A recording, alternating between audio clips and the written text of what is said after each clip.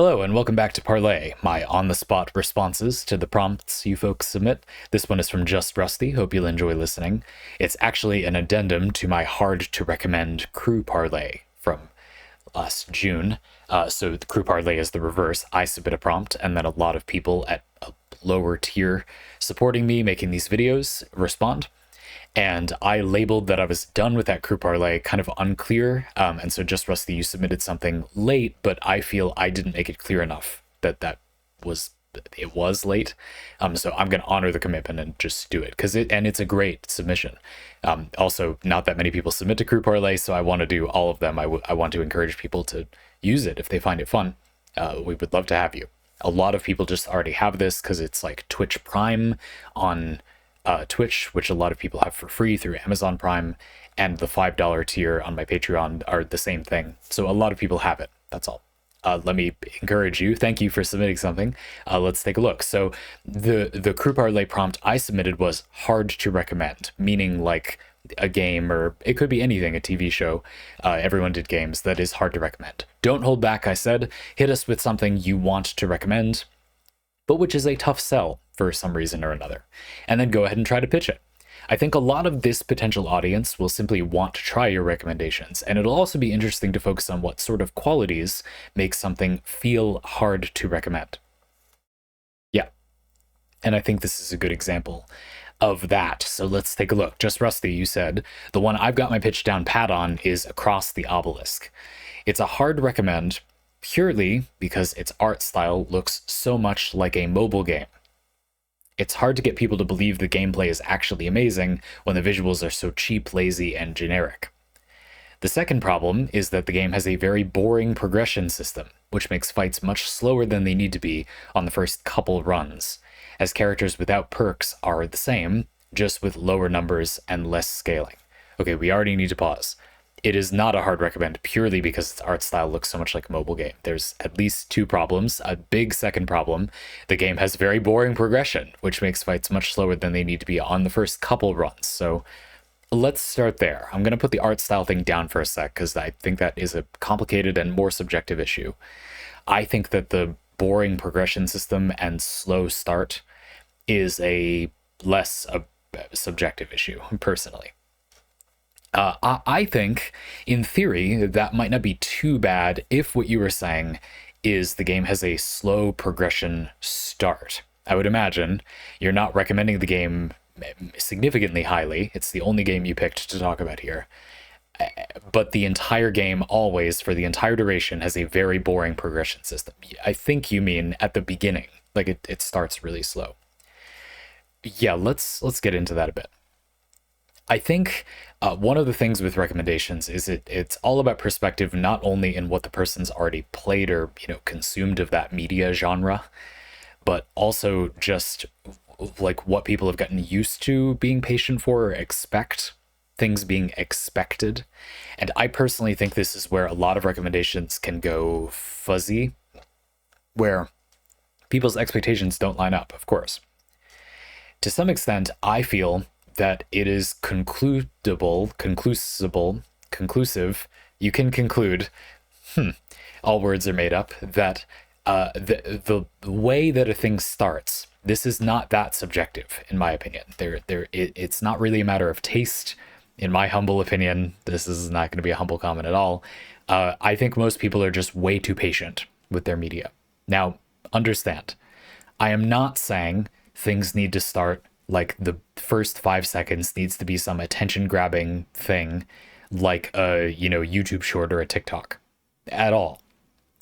However, I think the opposite is true. I think it in some ways as a maladaptation to the fact that the world is full of this clickbaity instant gratification focused thing. And I've always hated instant gratification because it's not gratifying. It's not satisfying. They don't get to any meaningful point, so it isn't enjoyable. Anyway, whatever. A lot of people are, in my opinion, way too patient and way too apologetic about a piece of media taking forever to get good. I mean, it doesn't really. If you watch 6 episodes of a TV series and then it gets good. Okay, first of all, literally anything that you just follow for that amount of time with like human characters, you will just feel connected to. That is not the show getting good. You literally just got used to it. And two, second, I forget how I was counting. You like there I don't think there are any stories you can tell, any possible stories that will be entertaining at any point in their runtime that need that long to be entertaining. How long are these 6 episodes? Let's just say they're short, so they're like anime episodes, like 20 minutes. 6 episodes? It's interesting. I've gone back and watched a few things that I watched when I was like maybe 10 years younger or so, and I had very different opinions on this. I guess I was bubbling toward the feelings I have now, sort of, but distantly. And I went back and rewatched as an experiment. This was just a few months ago. It was like the beginning of this year. A few things that I had flagged as having a slow start, basically, that I really liked, and it was often that they were kind of long, and so I had at the time felt like the slow start was justified. If it takes like 5 or 6 episodes to get good, but then it's like 40 episodes, then is that not fine? Well, and so I went back and watched them. And it was fascinating because I completely disagree with my past self. But I do think they're good. It's just that they are good before that point. If you like the thing that the show is gonna do, I immediately saw what my past self had meant. There was a point, like 6 or 7 episodes in, where there was a like a plot-driven climax in the story. But episode 1 or 2 at the worst, like, did the thing that is the style of the show. I would argue that someone who liked the show but said it got good later, at like episode 8 or whatever in this example, does not like the show. They were just bored and they decided to watch it, and the thing that would catch anyone's attention happens at episode 8. The thing the show does good at, gooder grammar in the show, starts right away. Like, and I guess my past self did not like that, but I do, and I don't think that the thing in episode 8 is all that remarkable if you don't like the preceding 7 episodes. It does not get good later. It is very consistent, I found, this particular show. This show is Durarara, if you for some reason feel the need to watch it. I don't think the Durarara is especially amazing, but I do think that it does the thing it does relatively well from the very beginning, and it is silly to suggest that it like only gets good later. Likewise, another example that comes to mind is something like Steins Gate. Steins Gate is a show that I'm going to give a very minor spoiler that if you haven't watched, I think it's more likely you'll watch it if I give you this, that includes some like very conditional time travel. They gain a time travel ability, but it is extremely finicky, like the most finicky time travel. It's really finicky. And so a huge amount of the first 12 episodes is them just like sort of touching it and doing things with it and not entirely knowing what is going on. And then there is a turning point, to avoid a much bigger spoiler. I have heard many people say that they think that at the turning point, the show then like gets good. I would invoke the Durarara argument again here. Well, no, the show is pretty consistent in style. It is true that the plot kind of takes there's a new chapter in the plot. I guess what I'm arguing here is that if you like if you like the style of the show, then you would like it. Or I'm arguing that actually liking something is liking its style, the way that you do it. What you like does not matter or even really exist, arguably. It's how you like the thing. And I think that that is basically the test for games like this. To finally get back to just Rusty's recommendation, I promised that was related. It's going to be related to the whole thing. It depends very highly, in my opinion, on whether the game is just badly paced, but there is more stuff once you get into it, or if the slower pacing at the beginning is truly an anomaly. Because there are things that start way too quickly to grab your attention and are unfocused, and things that take way too long to get your attention because I don't know, they've grown complacent. But there is a third category of dragging your feet at the beginning that I associate as being related to like novels, like sci-fi or fantasy novels, world building and cashing in their world building at the beginning. Still, even then, my claim from before is that basically any story that is going to be entertaining for its runtime, that you can tell, I I am going to make an extreme argument that it is not actually possible to require it to start slowly. You could have made it good from the very first page. I have read the most expository heavy, slow paced plot things you could imagine, but their style picked up on page two and it was fun. If you're going to like it for a reason that isn't just like the trite plot and is instead like how it is written, this plot has been told a million times before. The only thing that matters about this is how it delivers its narrative or its gameplay. And if you like that, that happens from the beginning, and why would it need to not happen from the beginning? So I'm quite unapologetic about this. I think most media is literally just bad at this point. And however, there are a lot of pieces of media that will be slow just at the beginning. That's where I'm going with this. A lot of video games that I've played have excellent pacing in their gameplay progression for 95% of their runtime, but during the very first 5%, it's bad.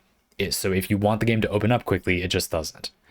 Again, I will stress, but everything else about the game got going during that time. Metaphor Refantatio is the example that comes to mind. The first 5 hours of the game, indeed, a pretty slow opening up of the game's mechanics, but everything else gets going at a breakneck pace. A ton of stuff happens during those opening few play sessions of the game, just not mechanic stuff. And then a ton of that stuff happens for like the remaining 95% of the game. It's a long game.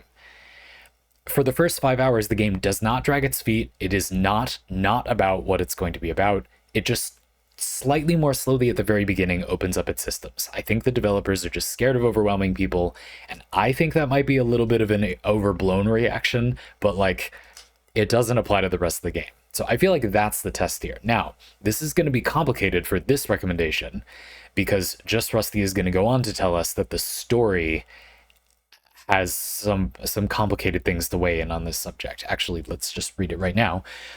Don't watch the opening cutscene or worry too much about the story. The game actually has some fun writing, but it all comes in the form of character work during in-game events.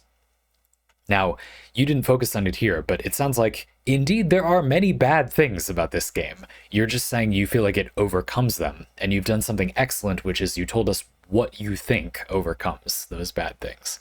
But I think it's safe to say that if the game's pacing is slow at the beginning, and the opening cutscene you just said don't watch it or worry too much about the story, so it's bad or sets the wrong expectations, maybe. It sounds like the beginning of the game is indeed like just bad to some extent. Most of the elements of the game are simply not good, at least at the beginning, and then its build system and game systems are like very strong, you feel. Sure. And already we can get a little bit into like, in what way is this a difficult recommendation? It might be an easy recommendation, as I suggested in the original Crew Parley prompt, because a lot of the people watching this video might be the kind of person who would be motivated to play a game because of its mechanics. It may surprise some of you listening that, at least in my experience, most people are the least motivated to play a game because of its mechanics. And I feel recently I've begun to understand why that is.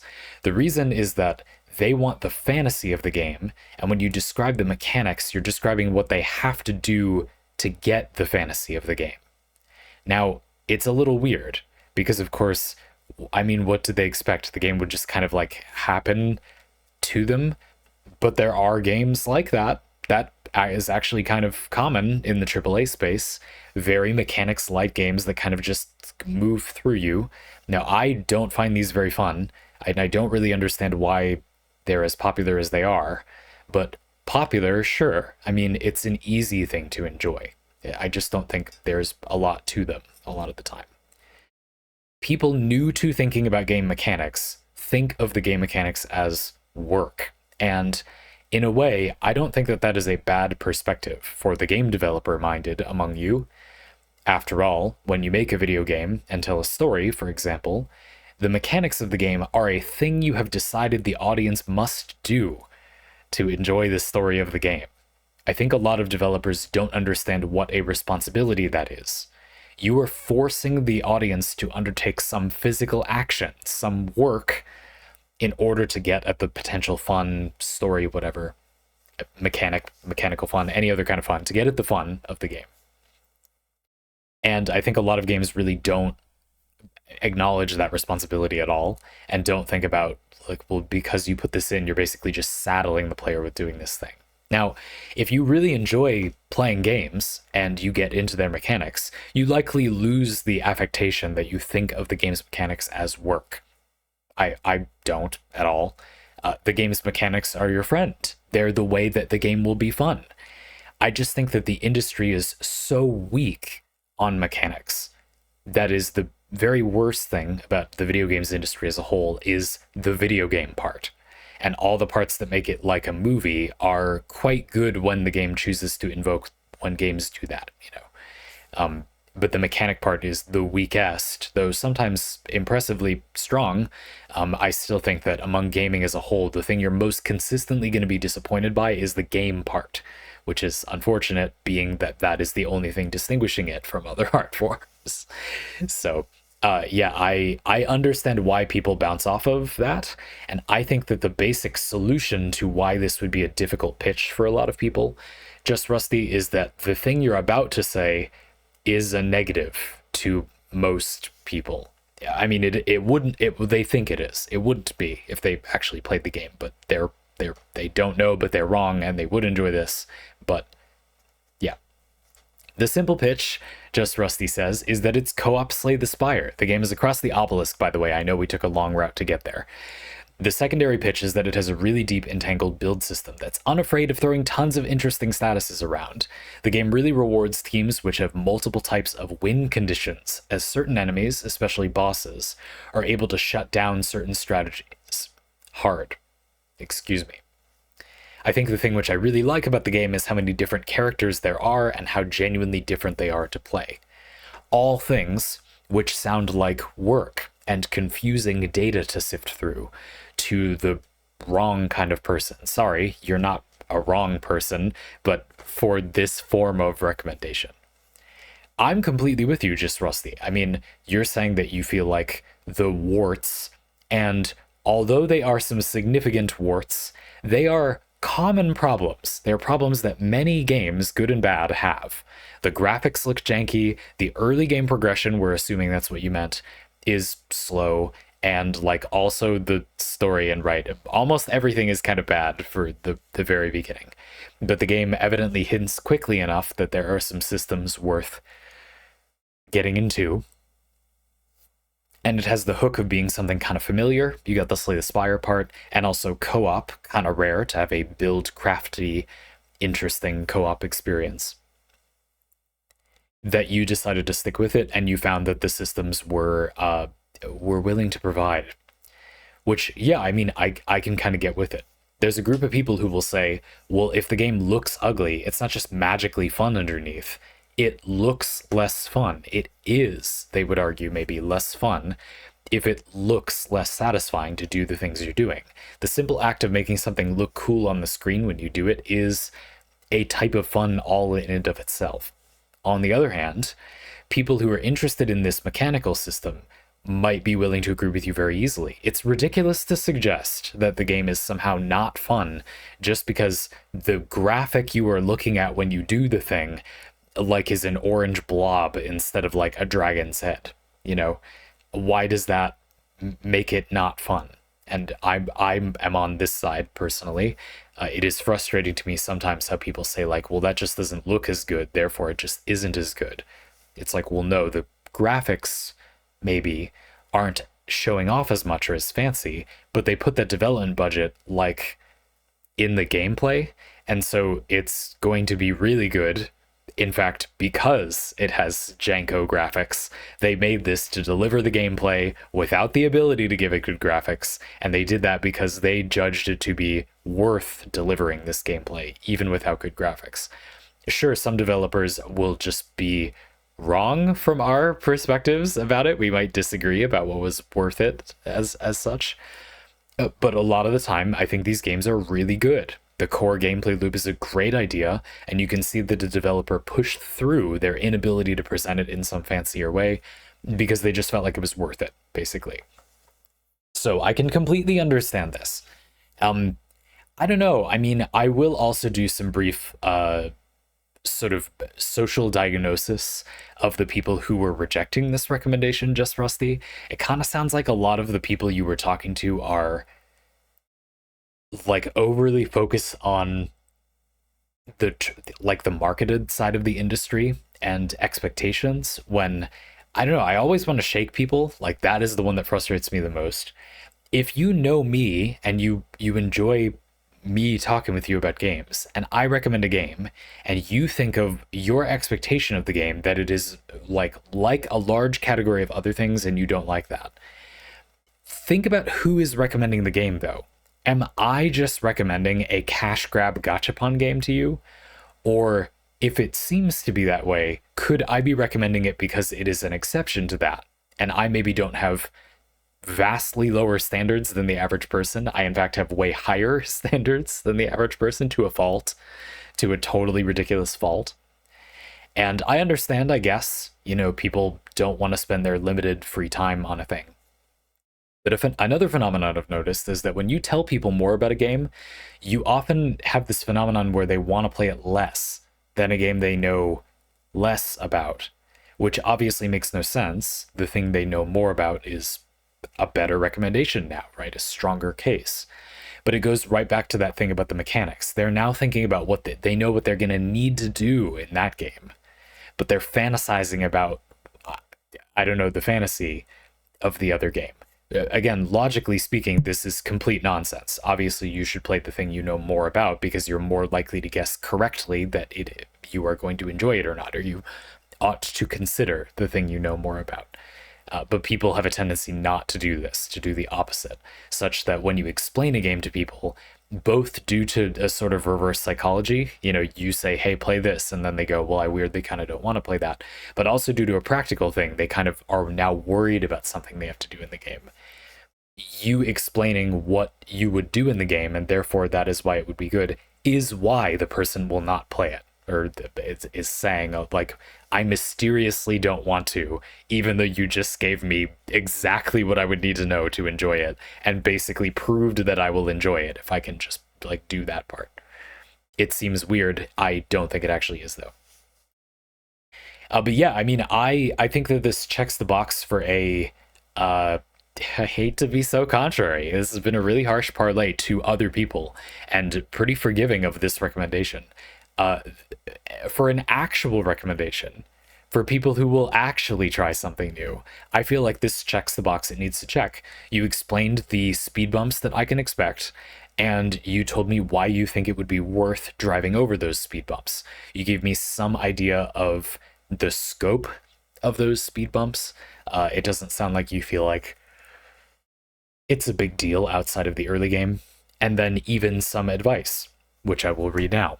The advice I've given to everyone I've played it is thus. The thing about not watching the opening story, there's some good character writing later, but during in-game events. Second is to play your first run fast and not worry too much about any decisions, as beating a run without perks is basically impossible. A handful of players have proved it theoretically possible, but it won't be your first run out. Just try to get past the first boss if you can, or far enough into the run to unlock one of the new characters, and then run it back with some additional perks. Okay, so this one makes total sense. In fact, again, here, I feel like you can see a sort of expectation not to be just harsh again to some invisible people who rejected this recommendation, but do you expect to clear the roguelike gameplay loop all the way through on the very first time that you play it? I don't know. I think that there are games, Hades comes to mind, where because the narrative is about you failing to complete the run, and it starts right away from the very beginning of the story. Remember, this is that thing about, like, if the beginning mechanics are going to drag their feet a little, a good test is, do the parts of the game that don't need to drag their feet early on drag their feet? Hades is a great example. No, the story gets going immediately, even though the mechanics are going to open up more slowly, giving you a hint that the game isn't going to be complacent about that. Anyway, and so you die, and then I think it just makes sense to people. It's sort of strange to me that people just sort of expect, like, if there's any, but it's completely a phenomenon, that if people hit basically any roadblocks, any struggle, they go, oh, that means the game is too hard for me, and therefore if I fail at all ever, then it's bad. This would be a complicated topic all unto itself that I would love to talk about more sometime. Basically, what constructs interesting difficulty. There's this weird thing where, of course, if you just fail over and over again, and there's a way to level up or whatever, then you know you're eventually going to succeed, but you're not succeeding now, and then it's just tedious. You know, that's a massive oversimplification, but you see what I mean. There are these situations where the game puts in front of you a stasis where it's going to be boring to plow through this, but like, you know, you'll be able to. And so that's kind of bad because it is challenge your failure in some form, but it's like just in a rote way. It's not interesting.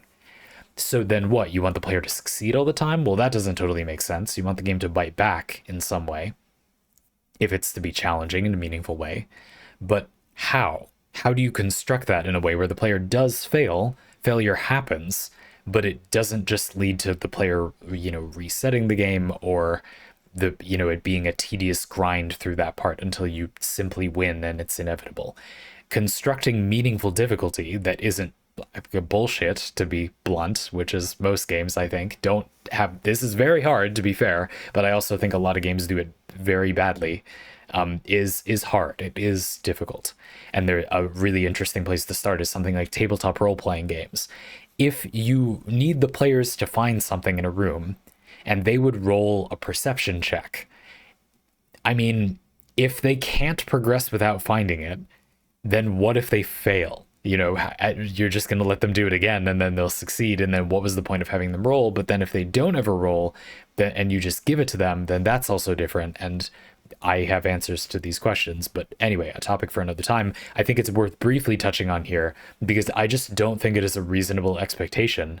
I feel like roguelikes do this better than most other activities in existence, let alone video games, and therefore it is not reasonable or a complaint that should be worth mentioning that the player would like fail the first run. You know, like that's completely the entire point. I'm now getting mildly frustrated at these invisible people that are not here that rejected Just Rusty's eminently reasonable recommendation, even though I spent about half of the parlay so far explaining why it makes sense for people to reject it. And then third, if you're playing with people who already have more perks than you, right, it's co-op, have them play your damage dealers, not your defensive team members. My favorite character in the game is one of the tanks, but what I found was that if I play with them, excuse me, a bit short on sleep, while my friends had new accounts, fights became a grindy slugfest with neither side taking much damage at all. Yeah, this is useful. I think it's nice if the game is going to drag its feet on progression. Somebody in your play group might scout it out. They'll be a little bit ahead. How do you reconcile that difference in levels? You have very specific and actionable advice about that. Great. No notes, a little bit different from the rest of your post. This is more like you are playing the game already. What might you do to make the beginning a better experience? But that's awesome. That encourages me to give it a shot. So Across the Obelisk, sounds like a good recommendation to me. I have to say, I've seen this game before, and none of it sounds anything like any of the things that you've said.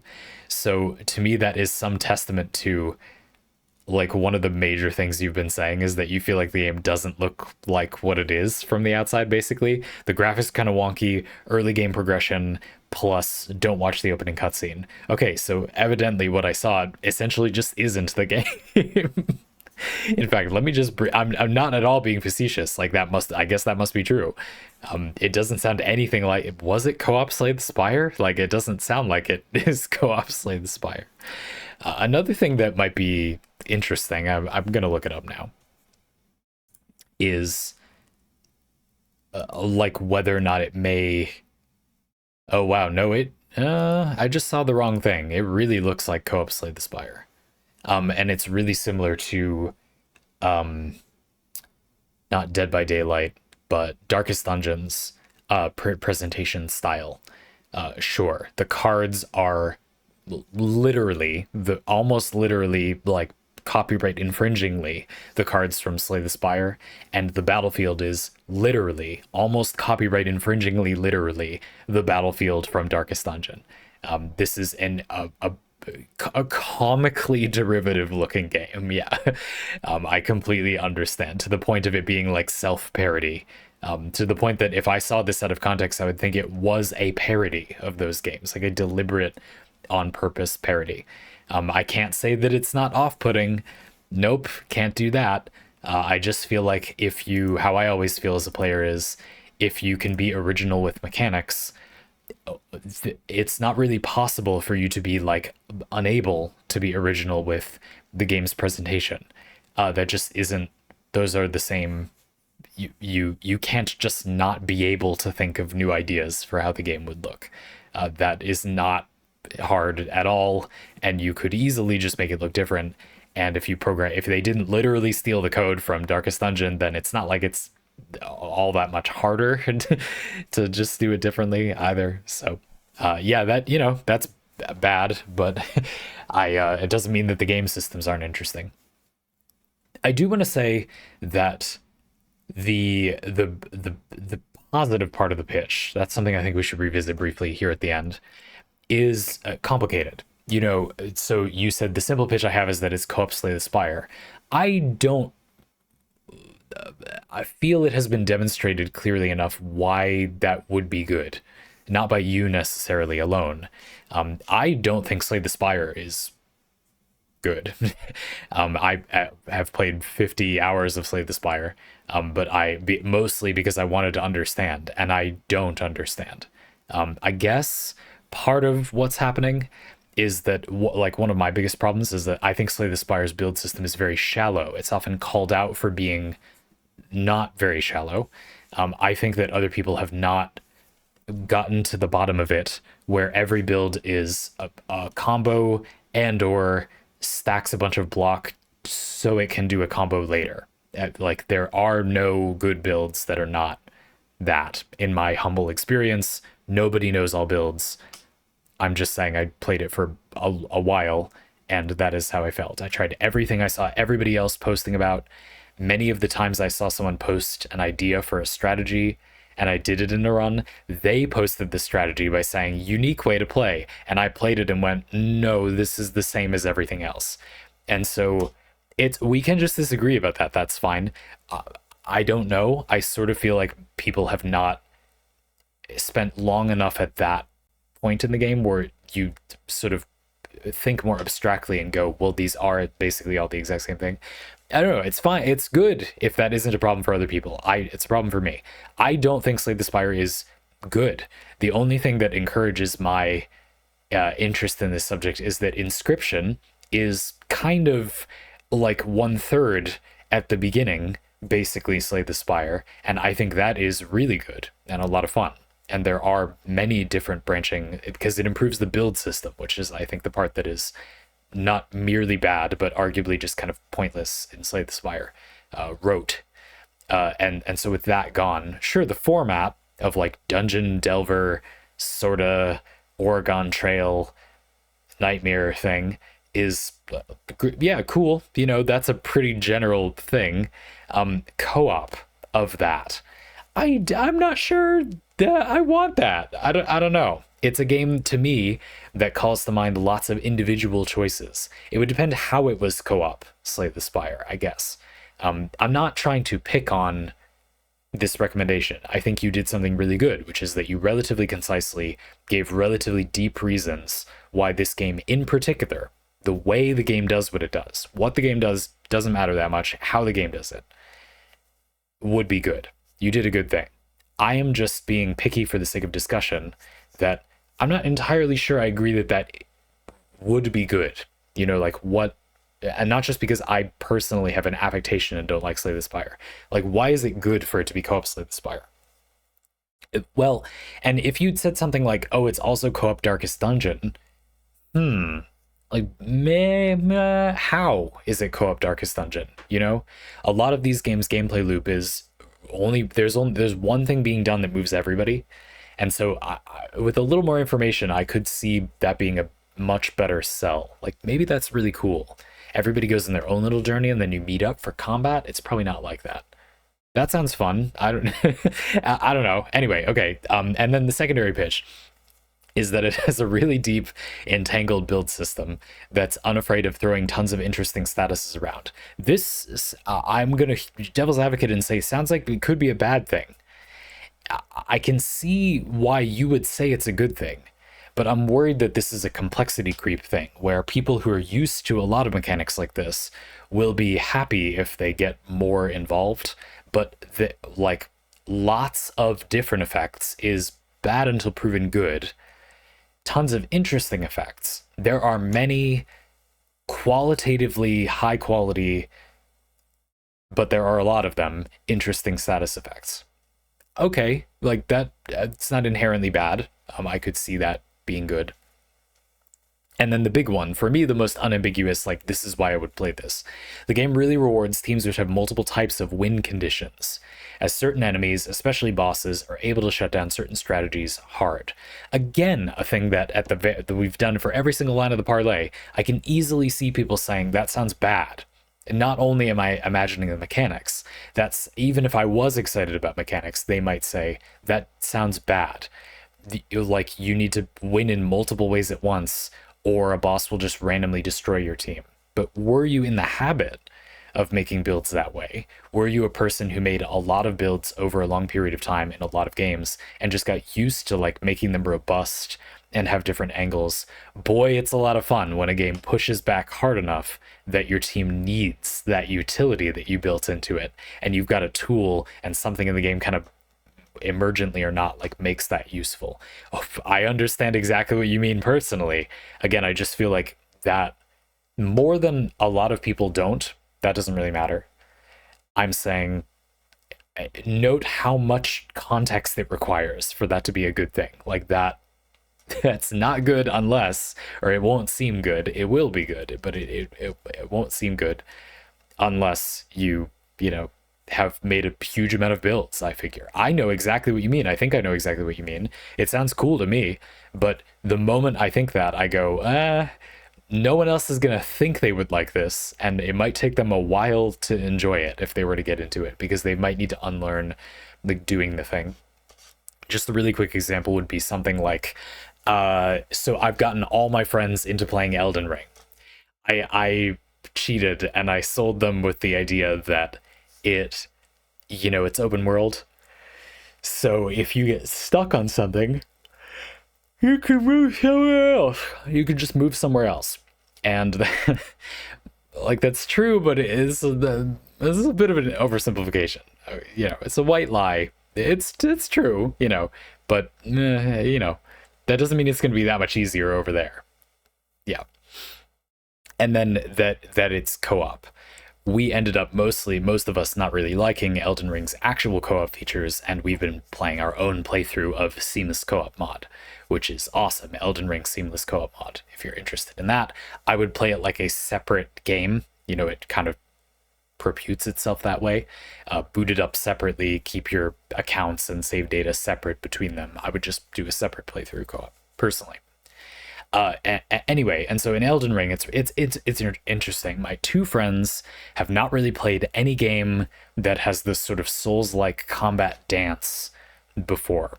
So they're used to games where the thing you do in the game is you do your combo, your thing. You've got something that does damage or whatever. You built your character this way, and the combat is there as a stage for you to unleash your thing. This is not the case in most Souls-likes. You're meant to kind of wait for an opening and do the combat dance with the enemy and then get in your thing. Now, again, with context, this is extremely desirable, even if you just want to do your thing. It's not that I feel empathy for the enemies and want them to get their turn. It's that it's more interesting to find a damage thing to do when not anything will do. Because if you can just do anything you want, then whatever does the most damage in the greediest way will be powerful.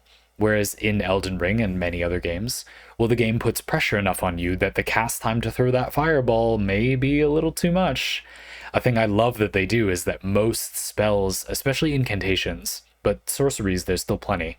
A lot of spells in Elden Ring can be charged. So you can do a fireball and you'll hold it up behind your head, ready to throw, but you can keep charging it for another second and then get way more damage. But that's like risky a meaningful amount of the time. Like I meaningfully often throw the fireball without charging it, even though I often go for situations where you can charge it. There are some things you can do to get a window for spellcasting, like the Endure Ash of War. If you're a spellcaster in Elden Ring, might I recommend putting Endure on a utility weapon, holding it in your hand, using Endure, and then cast your spell so you don't get interrupted or staggered by enemy attacks for like 2 seconds, long enough to charge most, not all, spells. Though you might get away with it because if you're only vulnerable at the very end, often the spell will just have taken, or the enemy won't attack exactly when it would interrupt you, so you'll be okay. Yeah, and that's fun, you know, and that to me and to a huge number of people, and I think almost everybody would find this fun provided the right build up to it. It's not that it isn't about you doing your thing. It just asks a more interesting question about how you're going to pull that off. It asks an interesting question, to be blunt, is how I feel. It asks a question at all of the thing you're going to do. Like playing tennis with the net down, it then seems boring to have the game just say, oh, what do you want to do for your build? And the player goes, well, you don't push back hard enough, so I don't really care. Like, whatever just kills everything, I guess, you know? I'm not looking for what I can sneak in or what damage I can fit in. And so, yeah, it's been very interesting to see how a lot of my friends who haven't played that kind of thing before initially just kind of ran into enemies and are blatantly not looking for an opening, really. Will just occasionally do a surprisingly skillful dodge because they're being so aggressive, and they kind of rush down enemies, and any enemy that doesn't work on, they die. The developers of Elden Ring know that you might do this, and so at the early game especially, there are a lot of enemies with shields, with great shields and with medium shields. I think fairly obviously because the developer wants you to feel like you need to do some jousting with enemies, though there are some early game ways around those defenses. Get a flail, but anyway, there's other ways if you really hate them that much. But even then, it's like I think a lot of players who are not responding to the enemies probably won't think of that. Like, why do I need a flail? Who cares? It only bypasses some of the enemy's defense. Like, why is that important? Well, like 2/3 of everybody in this entire goddamn pocket realm has a shield. So it's nice to bypass some of the block physical damage negation. So yeah, it's been very interesting to see that. I feel like maybe I'm just bragging about my friends now. I'm sorry, I didn't intend it to be like this. I've just been trying to be very critical of why people wouldn't take these recommendations. I'm very defensive about these. It was like in the main crew parlay, I felt like your recommendations were eminently reasonable, and other people are just frustrating for like not being open-minded enough to think that they will enjoy anything.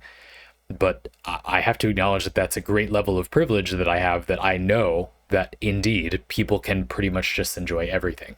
If you don't believe that, that's okay, and I'm just lucky to have experienced it for myself. But I'm quite certain, and I hope it convinces you, you can indeed enjoy pretty much anything that other people enjoy. You do not have tastes as such that are engraved on your soul and that you cannot change. That is not real. That doesn't exist. You can just enjoy other things. You just need some perspective path to get there, a path of perspectives, a ramp through which to get there, on which, atop which, to ski jump over there. Is this metaphor working for anyone? Everybody left by now? Got it. Let's briefly talk about the recommendation thing. I said at the beginning of the parlay that I wanted to touch on this point, that there are recommendations that are like, they kind of have to be hard, and there are most recommendations which it's just that people are understandably, very understandably, I spent almost the whole parlay describing how it's understandable, but closed-minded. They don't want to take the recommendation. Whereas there are some recommendations where you can want to take the recommendation all you want. This is simply a difficult thing about the game to appreciate. And I had flagged Kerbal Space Program, recommended by Mr. Food, as an example of a game like this. I don't know if it is, I haven't played it, but I was just positing. There are games like that, I think. These are games where the problem is completely different from all of these other issues. And these games are often popular because people are excited about them for reasons that don't have to do with the game being good. The game just happens to get that stuff right. So the game will like look really good or whatever, have a unique sense of style, or be from a storied developer that is now interested in taking a risk. And so people will play the game, but if you want to be a real guy about it, I mean, there isn't any actual good reason to want to play the game. Just a lot of outward things that tend to be what make people play games or not, but nothing that is about like what really matters, which is the actual gameplay. Is it fun to operate the game?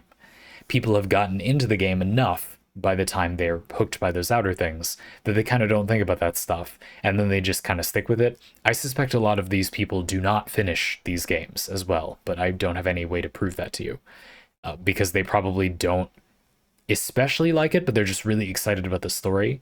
Like people say, oh, I kept playing because I was interested to see what happens in the story.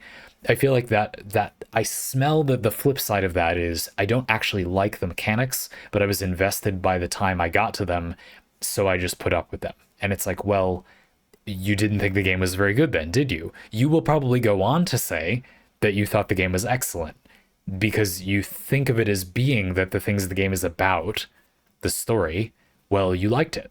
But the game is about what the game contains, and the game contains a ton of gameplay.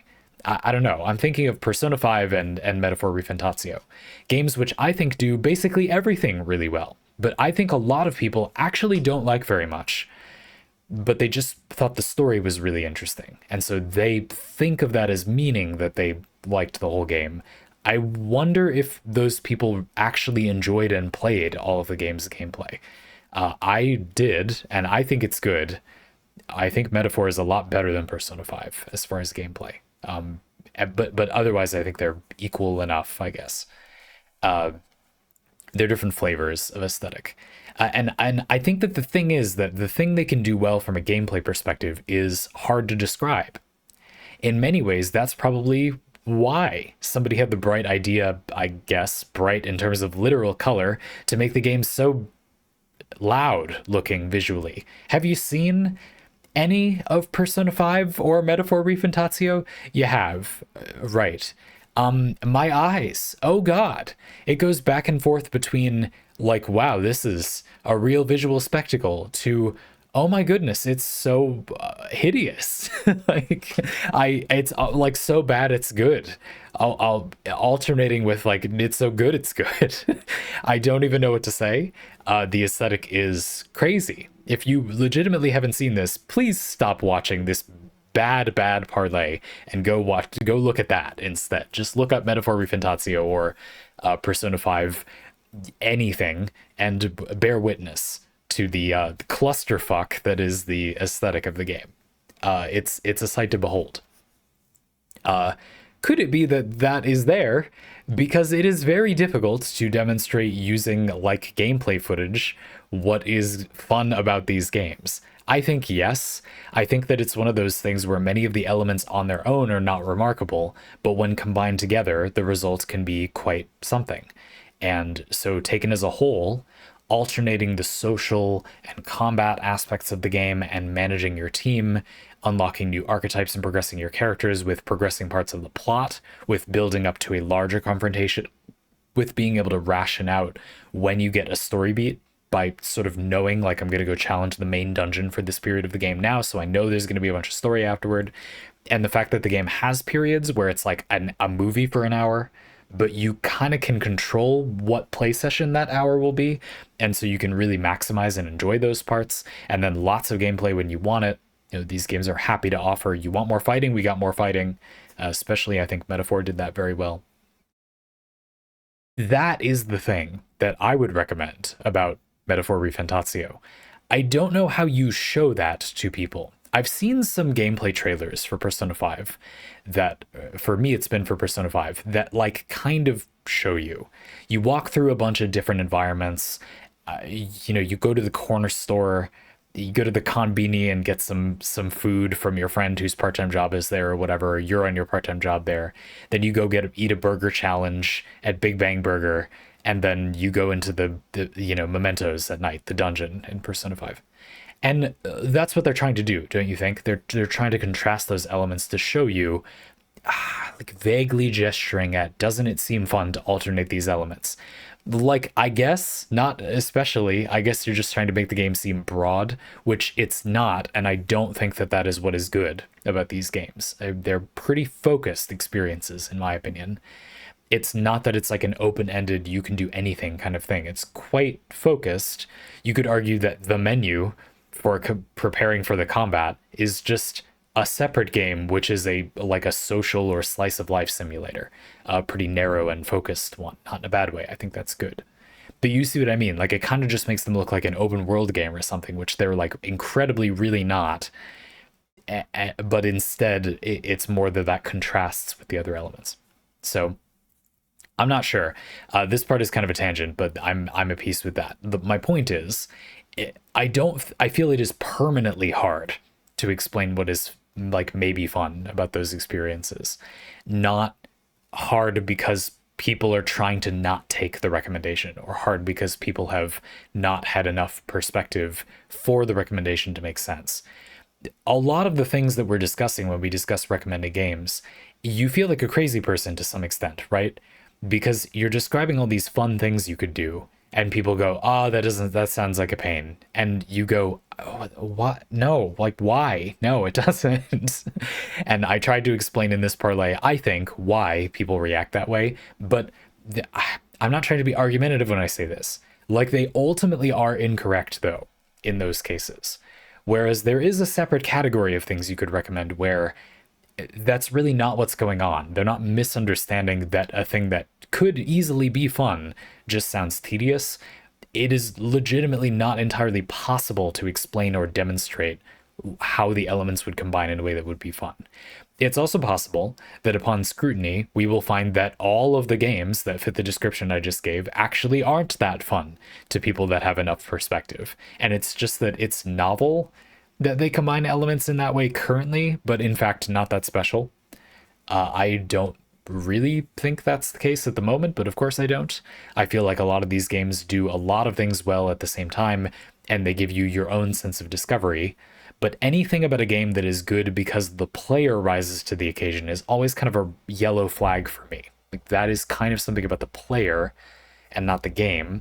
The game can have business in influencing the player. The game is the behavior the game rewards. So it's not entirely unrelated to the game, but well, it could be. It could be. We would have to make an analysis of whether that is the behavior the game rewards. Kerbal Space Program sounds like a game where the behavior the game rewards is discovering actual rocket science. And so if that comes from the player, but that is very, very explicitly the behavior the game rewards, the credit can still go to the game, and that can be useful. You see what I mean? That's the best I got. I wanted to spend a lot of time on this one because I thought it was interesting. I thought this crew parlay was really interesting. I want more recommendations. We're going to do this one again at some point. The crew parlay for July is different, and you'll see it pretty soon now. There's still 10 days. If you want to respond to July's crew parlay. Again, this is available to a pretty wide range of people. If you have a Twitch subscription to me or Twitch Prime, so you can do one for free, that still counts. My system counts that. The $5 tier on my Patreon, and you can do it on YouTube members if you prefer as well. The $5 tier anyplace or Twitch Prime works. Gets this tier. You can respond to crew parlay, and I'll include you in these longer videos where I do a bunch of blurbs about people's crew parlay. We would love to have you. There's not a lot of people using this currently, but there are a lot of people that could be using it currently. So I'm not trying to advertise to you too much. A statistically significant number of people listening to this right now already have this for free now because you already paid me for it. So use it if you like. It's on Discord. I'd be happy to help you find it. Go to the Discord link in the description. Send me a private message if you're having trouble finding it. But if you have your Discord and whatever account you have the $5 thing with me synced, YouTube, Twitch, or Patreon, wherever it may be, it should just show up. Our Discord channel for this community will have a separate section. You can post parlay there. You can post crew parlay there based on the tier you have, and then I'll do them. Again, if you need any help, let me know. And if you don't have this and you do want to pay me money for it, I would love to have you do that as well. So there's a link in the description. Gotten a good amount of parlay recently, and there's a good amount more. We're catching up, folks. And Just Rusty, I really enjoyed. Can you tell that I really enjoyed? I'm really tired today, but I had a lot of fun with this one. I had a lot of stuff I wanted to say about this one. This is my second take too, but I really had a lot to say. I really liked this one. So thank you. I know that I was critical of absolutely everything and everybody for the entire time, but I hope it comes from a place of I'm excited. It's interesting how recommendations can go awry and how they, like, in theory, don't need to and sort of could work for everybody, but never actually do. I hope you had fun. I had a lot of fun. See you in the next one.